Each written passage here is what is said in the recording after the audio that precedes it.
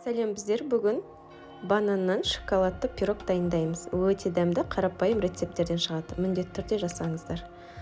Және менің каналыма тіркелуді ұмытпаңыздар. 3 жұмыртқа керек, ол үшін сары май, қант, какао, ұн, 4 банан, шоколад және қопсытқыш керек.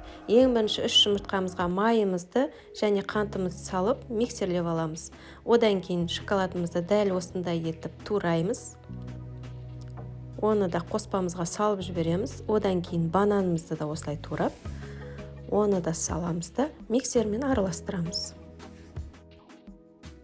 Осыдан кейін құрғақ ингредиенттерді саламыз. Олар қопсытқыш, какао және ұн. Олардың барлығын салып, тағы да миксерлейміз, немесе лопатканың көмегімен араластырамыз. Міне осындай қоспа дайын болды бізде. Енді тағы да 2 бананымызды дәл осылай ұзыншалап тураймыз. Бұны біз табамыздың ең астына саламыз. Мінекей пергаментті жаямыз, үстіне бананды саламыз.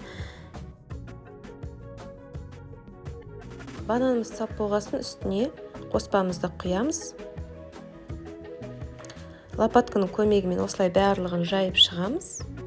Одан кейін қызып тұрған пешімізде, яғни 180 градуста пирогымызды 40 минут немесе 50 минут пісіріп аламыз. Ол духовкаңызге байланысты.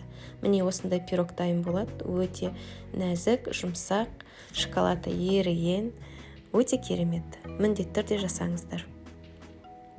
Сіздермен болған Ақмарал.